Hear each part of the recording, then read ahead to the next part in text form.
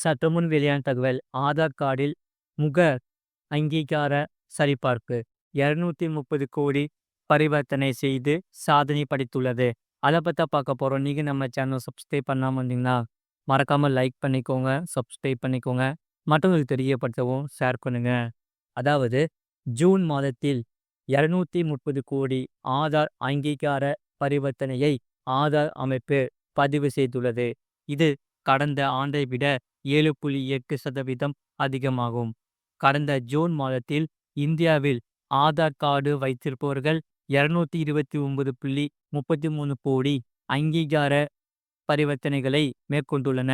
இது இந்த ஆண்டின் முந்தைய மாதத்தையும் முந்தைய நிதியாண்டின் இதே மாதத்தையும் விட அதிகமாகும். இந்த வளர்ச்சி ஆதாரின் விரிவான பயன்பாட்டையும் நம் நாட்டில் டிஜிட்டல் பொருளாதாரத்தின் வளர்ச்சியையும் ஆடிக்கொண்டு காட்டுகிறது. இதனால் இது மூலம் தொடக்கத்திலிருந்து இது போன்ற பரிவர்த்தனைகளில் ஒட்டுமொத்த எண்ணிக்கையை பொறுத்தவரை 15,452 கோடியை தாண்டியுள்ளது.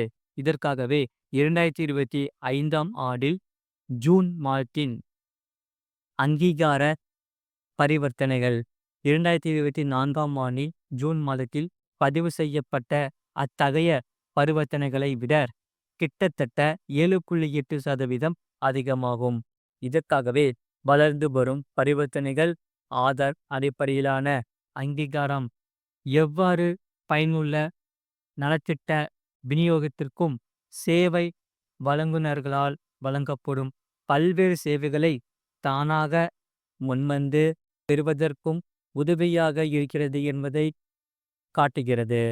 அதே சமயம் ஆதார் அமைப்பால் உள்நாட்டில் உருவாக்கப்பட்ட செயற்கை நுண்ணறிவு அல்லது இயந்திர கற்றல் அடிப்படையிலான ஆதார் முக அங்கீகார தீர்வுகளும் நிலையான வளர்ச்சியை பதிவு செய்யப்பட்டுள்ளது.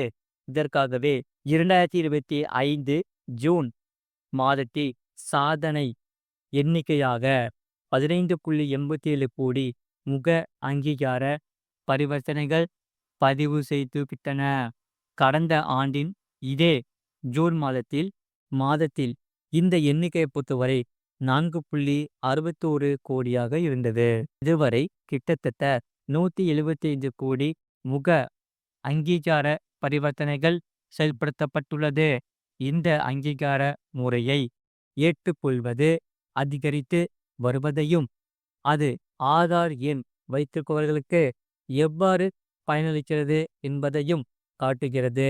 இந்த செயற்கை நுண்ணறிவு அடிப்படையிலான முக அங்கீகார முறை ஆண்ட்ராய்டு மற்றும் iOS தளங்களில் செயல்படுகிறது. இது பயனர்கள் தங்கள் அடையாளத்தை முக ஸ்கேன் மூலம் சரிபார்க்க உதவுகிறது. அதே சமயம் கடுமையான பாதுகாப்பு தரநிலைகளை நிறுத்தும் போது வசதியை உறுதி செய்கிறது. இப்போது ஆதார் அங்கீகார முறை என்பது இங்கே பார்ப்போம். ஆதார் அமைப்பு பொறுத்தவரை சமீபத்தில் கொண்டு வந்துள்ள இந்த ஸ்மார்ட் அங்கீகார அம்சத்தால் உங்கள் தனிப்பட்ட தகவல்கள் அனைவருக்கும் கிடைக்காது என்று சொல்லப்பட்டது. ஆதார் கார்டின் ஸ்மார்ட் அங்கீகாரத்தால் உங்கள் ஆதார் அட்டையின் நகலை வழங்க வேண்டியதில்லை. அதாவது அதற்கு பதிலாக ஸ்மார்ட் போனின் உதவியுடன் உங்கள் முகத்தை ஸ்கேன் செய்வதன் மூலம் உங்கள் ஆதார் எண்ணை சரிபார்க்கலாம் என்று சொல்லப்பட்டது. அதே சமயம் அடுத்ததாக முக அங்கீகாரம் எவ்வாறு செயல்படுகிறது என்பதை இங்கே பார்ப்போம். குறிப்பாக ஆதார் கார்டின் முக அங்கீகாரத்தை பயன்படுத்த உங்கள் ஸ்மார்ட் போனில் புதிய ஆதார் செயலியை நிறுவ வேண்டும். அதன் பிறகு நீங்கள் பின்பற்ற வேண்டிய படிகளை பின்பற்ற வேண்டும். இந்த செயல்முறைகள் அனைத்தையும் முடித்த பிறகுதான் யாருடைய முகத்தையும் ஸ்கேன் செய்வதன் மூலம் ஆதாரை சரிபார்க்கலாம். இதில் சம்பந்தப்பட்ட நபரின் தேவையான தகவல்கள் உங்கள் ஸ்மார்ட் போனில் திரையில் தோன்றும். அதைதான் நீங்கள் சரிபார்க்கலாம். UPI மூலம் பணம் செலுத்த உங்கள் தொலைபேசியிலிருந்து QR குறியீட்டை ஸ்கேன் செய்வது போல இப்போது உங்கள் ஆதார் அட்டையை சரிபார்க்க QR குறியீட்டை ஸ்கேன் செய்ய வேண்டும். இதில் முக அடையாள சரிபார்ப்பு அடங்கும் என்று சொல்லப்படுகிறது. அது மட்டும் இல்லாமல் அதேபோல ஏழை மாணவர்களின் பள்ளி கல்வி விடுமுறை இனி சமூக நீதி விடுதிகள். மு.க. ஸ்டாலின் அறிவுறுத்திய ஒரு முக்கியமான தகவல். அதாவது தமிழக அரசின் கீழ் செயல்பட்டு வரும் ஏழை மாணவர்களுக்கான விடுதிகள் தொடர்பான முக்கிய அறிவிப்பு ஒன்றை அமைச்சர் மு.க. ஸ்டாலின் வெளியிட்டுள்ளார்.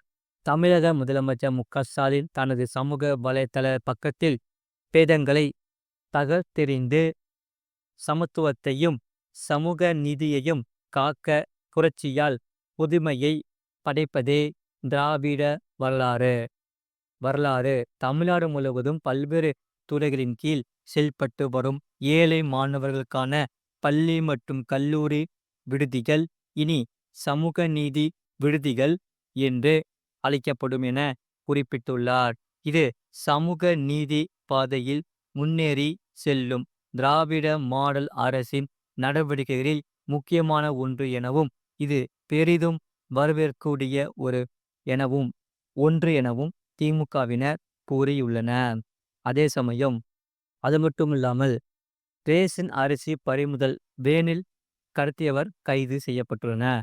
அதாவது சேலம் புட்செல் போலீசார் தீவிர வாகன தணிக்கையில் ஈடுபட்டனர். அப்போது வந்த ஆம்னி வேனை நிறுத்தி சோதனை செய்தனர்.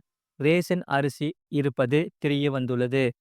தலா 50 கிலோவில் 16 பைகளில் 800 கிலோ ரேஷன் அரிசி கடத்தி செல்வது கண்டறியப்பட்டுள்ளது.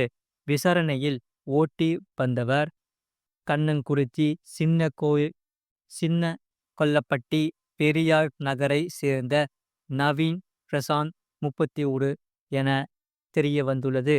களிடமும் குறைந்த விலைக்கு வாங்கி அதை கோழி தீவனம் அரவை மில்லுக்கு அதிக விலைக்கு விற்று வந்ததாக வாக்குமூலம் கொடுத்தார். வேனுடன் அரிசியை பறிமுதல் செய்த போலீசார் நவீன் பிரசாந்தை கைது செய்துள்ளனர். இது போன்ற செய்திகளை உடனுக்குடன் அறிந்து கொள்ள மறக்காம சேனலை சப்ஸ்கிரைப் செய்யுங்கள். மற்றவர்களுக்கு தெரியப்படுத்த ஷேர் செய்யுங்கள்.